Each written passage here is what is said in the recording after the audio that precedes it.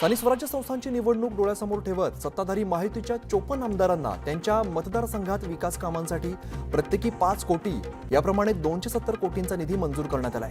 याबाबतचा शासन निर्णय नियोजन विभागानं काढलाय।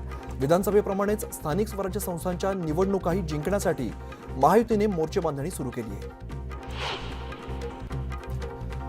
आपल्याला पाठिंबा देणारे लोक आहेत, त्यांना निधी द्यायचा आणि विरोधी पक्षाचे आमदार त्यांचे मतदारसंघ कोरडे ठेवायचे हे घटनाबाह्य बेकायदेशीर कृत्य हे फार मोठं लोकशाही विरुद्ध कारस्थान आहे, असा आरोप संजय राऊत यांनी केलाय। तुम्हाला जर निधी हवा असेल तर आमच्या पक्षात या, म्हणजे विकास हा पक्ष बघून ठरवला जातो, असंही राऊत म्हणाले।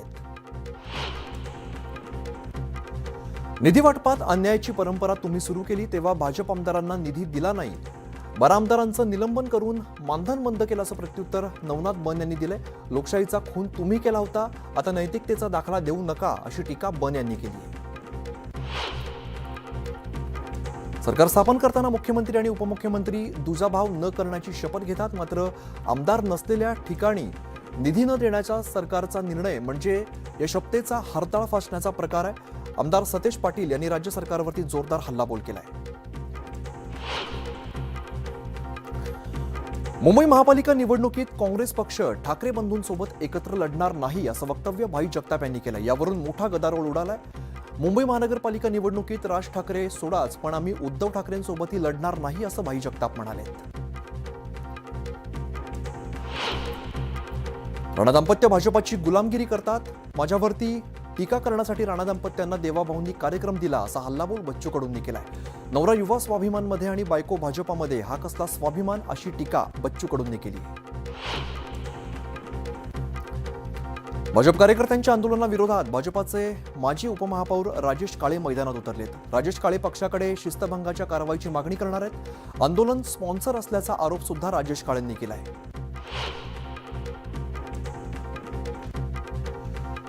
दिवाळी पाडव्याच्या मुहूर्तावरती सांगलीमध्ये हळदीचे सौदे पार पडलेत। हळदीची जागतिक बाजारपेठ म्हणून ओळख असणाऱ्या सांगली कृषी उत्पन्न बाजार समितीच्या आवारात पार पडलेल्या हळद सौद्यात हळदीला 17,800 रुपये प्रति क्विंटल इतका उच्चांकी दर मिळालाय।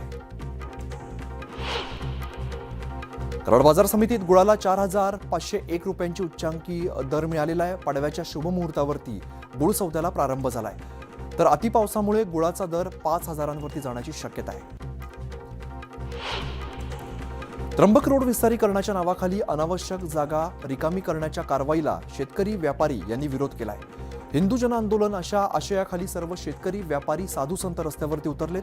मूळ रस्ता सोडून इतरत्र 50 मीटर भागातील घरं दुकानं हटवण्याच्या विरोधात हे आंदोलन सुरू करण्यात आलंय। वाशिमच्या मालेगाव तालुक्यातील शिरपूरमधील रस्त्यांच्या खड्ड्यांमुळे दुरावस्था झालेली आहे। शिरपूर बसस्थानक परिसरात आणि मालेगावकडे जाणाऱ्या मुख्य रस्त्यावरील खड्ड्यात पावसाचं पाणी साचल्यामुळे वाहन चालक आणि पादचाऱ्यांना मोठा त्रास सहन करावा लागतोय। माणुसकीला निवृत्ती नसते याचा प्रत्यय धाराशिवमध्ये पाहायला मिळालाय। एका 69 वर्षीय आजीने पतीच्या पेन्शनमधून आणि वैयक्तिक बचत केलेल्या पैशातून पूरग्रस्तांना 5 लाखांची मदत केली आहे। यासह उबदार कपडेही त्यांनी पूरग्रस्तांना दिलेत। कोकणात सध्या भात कापणीला जोरदार सुरुवात झालेली असून पावसाच्या धास्तीमुळे भात कापणीला आता वेग आलाय। सकाळी थंडी, दुपारी कडाक्याचं ऊन आणि संध्याकाळी ढगाळ वातावरणासह पाऊस अशा विचित्र वातावरणाचा फटका बळीराजाला बसत असून कापलेलं भात घरी जाईपर्यंत शेतकऱ्याच्या मनात भीती असते। कोल्हापुरात कसबा पावडामध्ये भारतवीर तरुण मंडळाच्या वतीने म्हैस सजावट स्पर्धांचं आयोजन करण्यात आलेलं आहे। या स्पर्धेत गाडीच्या मागे म्हशीला पळवण्यात येतं। या स्पर्धेत आमदार सतेज पाटील सहभागी झालेत। त्यांनी थेट यामा गाडीवरून एंट्री केली। पुणे जिल्ह्याच्या शिरूर तालुक्यात बिबट्याची दहशत पाहायला मिळते। बिबट्याच्या हल्ल्यात पुन्हा एका महिलेचा मृत्यू झालाय। जोपर्यंत वनमंत्री आणि पालकमंत्री येत नाहीत तोपर्यंत मृतदेह उसाच्या फडातून हलवणार नाही, अशी आक्रमक भूमिका ग्रामस्थांनी घेतली आहे। नाशिक त्र्यंबक रस्ता विस्तारीकरणाचा वाद चिघळलाय। रस्त्याला लागणाऱ्या जागेपेक्षा 20 मीटर अधिक जागा सरकार खाली करून घेत असल्यामुळे हा संघर्ष निर्माण झालाय। विस्तारीकरणाच्या नावाखाली सुरू केलेल्या कारवाईला विरोध करण्यात आलाय। उल्हासनगरच्या तानाजीनगर परिसरात ऐन दिवाळीत पाणी टंचाई निर्माण झाली आहे। गेल्या 3 महिन्यांपासून या भागात आणि उल्हासनगरच्या अनेक परिसरात पाणी टंचाई आहे। पाणी येत नसल्यामुळे महिलांनी घरासमोर काळ्या रांगोळ्या काढत निषेध नोंदवला आहे। यवतमाळच्या महागाव तालुक्यातील वागद इजारा या ठिकाणी स्वाभिमानी शेतकरी संघटनेकडून शासन धोरणाचा निषेध करत काळी दिवाळी साजरी करण्यात आली। सरकारच्या भूमिकेविरोधात शेतकऱ्यांनी नारेबाजी केली। पाडव्याच्या मुहूर्तावर नवा गुळ बाजारामध्ये दाखल झालाय। कोल्हापुरात दिवाळी पाडव्याच्या मुहूर्तावरती गुळाचा सौदा करण्यात आलाय। गोकुळचे अध्यक्ष नावेद मुश्रीफांच्या हस्ते सौद्याला सुरुवात झाली। मुहूर्ताच्या सौद्यात गुळाला प्रति क्विंटल 4,200 ते 4,500 रुपयांचा दर मिळालाय। मात्र उत्पादन खर्चही सुटणार नसल्यामुळे शेतकरी नाराज आहेत। सांगलीच्या आटपाडी तालुक्यातील विभूतवाडीत संत बाळूमामा यांच्या यात्रेनिमित्ताने अनोखा सोहळा रंगलाय। या सोहळ्यामध्ये आमदार गोपीचंद पडळकर यांनी ढोल वाजवत आनंद लुटलाय, तर ग्रामस्थांकडून पडळकरांचा सत्कार करण्यात आलाय। पंढरपूरच्या विठ्ठल मंदिरात पारंपरिक पद्धतीने लक्ष्मीपूजन पार पडलं। विठ्ठलाचा परंपरागत असणारा सोन्याचा मुकुट मध्यभागी ठेवत लक्ष्मीपूजनाची पूजा करण्यात आली। पंढरपूरच्या विठ्ठल मंदिरात आहे। मंदिरात सोन्याच्या दागिन्यांचे आणि इतर धनधान्य वस्तूंचं पूजन केलं जातं। सोलापूर जिल्ह्यातील अतिवृष्टी आणि महापुरामुळे बाधित झालेल्या बळीराजाच्या बँक खात्यात मंगळवारी भरपाई जमा होण्यास सुरुवात झाली। 4 लाख बाधित शेतकऱ्यांची नावं शासनाकडे अपलोड झालेली आहेत। त्यांच्या खात्यात 500 कोटी रुपयांची भरपाई जमा होण्याची शक्यता आहे। एवढ्यात पोलिसांनी कोर्ट परिसरातून 3 जणांना अटक करून त्यांच्याकडून 2 गावठी पिस्तूल आणि जिवंत काडतुसं जप्त केली आहेत। गुप्त माहितीच्या आधारावरती पोलिसांनी कारवाई केली आहे। मुंबईतील गोराई या ठिकाणी इमारतीच्या गोदामात भीषण आग लागली आहे। या आगीमध्ये संपूर्ण गोदाम जळून खाक झालंय।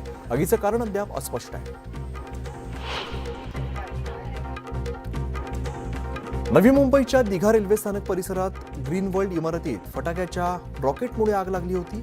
एक रॉकेट थेट 12व्या मजल्यावरील फ्लॅटमध्ये घुसलं आणि आगीचा भडका उडाला। सुदैवाने यात जीवितहानी झालेली नाही। नाशिकच्या पंचवटी परिसरात टवाळखोरांनी धुडगूस घातलाय। पंचवटीतील अवधूतवाडी भागामध्ये वाहनांची तोडफोड करण्यात आली आहे। मद्यपान करत दहशत माजवण्याचा प्रयत्न करण्यात आला। या प्रकरणी पोलिसांनी टवाळखोरांची धरपकड सुरू केली आहे। दिवाळीनिमित्त बीडमध्ये दीपावली स्नेहमिलनाचा कार्यक्रमाचं आयोजन करण्यात आलं होतं। यावेळेला शरद पवार गटाचे आमदार संदीप क्षीरसागर यांच्या पाठीवरती माजी आमदार अमरसिंह पंडित यांनी कौतुकाने थाप मारली आणि क्षीरसागर यांनी सुद्धा त्यांचे आशीर्वाद घेतलेले। त्यांच्या कृतीमुळे चर्चांना उधाण आलंय। बीडचे आमदार सुरेश धस यांनी पालावरील वंचितांसोबत गोरगरीब जनतेसोबत दिवाळी साजरी केली। लक्ष्मीपूजनाच्या दिवशी शेतकऱ्यांच्या अकाउंटमध्ये पैसे आल्यामुळे आमदार सुरेश धस यांनी समाधान व्यक्त केलंय। दिवाळी पाडव्याच्या निमित्ताने पुण्यातील दगडूशेठ गणपती मंदिरात आकर्षक सजावट करण्यात आलेली आहे। विद्युत रोषणाईसह फुलांची आरास सुद्धा करण्यात आली आहे। गणपती बाप्पाला सोन्याचे अलंकार परिधान करण्यात आले।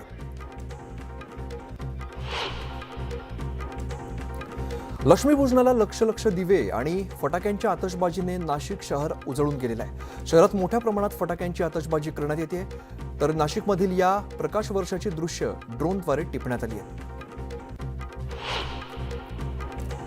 दिवाळीनिमित्त मालेगावात पाडव्यानिमित्ताने मैफिल रंगली आहे। पहाटेच्या गारव्यात भीमसेन जोशी यांचे नातू युवा गायक विराज जोशी यांच्या शास्त्रीय भाव मधुर गाण्यांनी रसिक मंत्रमुग्ध झालेत।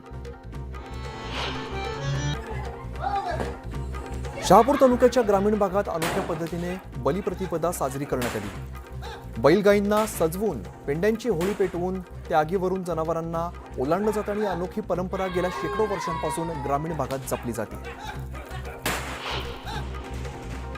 दिवाळी पाडव्यापासून व्यापारी आणि उद्योजकांच्या नववर्षाला सुरुवात होते, त्यामुळे व्यापारी आणि उद्योजकांसाठी हा दिवस अत्यंत महत्त्वाचा मानला जातो। जळगावातही व्यापाऱ्यांनी व्यवसायाचं तसंच यंत्राचं पूजन करत नववर्षाला सुरुवात केली। इंदूरजवळील गौतमपुरा या ठिकाणी पारंपरिक हिंगोट युद्ध खेळण्यात आलं। दिवाळीच्या दुसऱ्या दिवशी दोन्ही बाजूचे लोक एकमेकांवरती जळत्या देशी बनावटीचे रॉकेट फेकून हिंगोट परंपरेचा उत्सव साजरा करतात। शिमल्यातील धामीमध्ये दगडमेळा भरवण्यात आलेला होता। दिवाळीच्या दुसऱ्या दिवशी एकमेकांवरती दगडफेक करण्याची परंपरा आहे।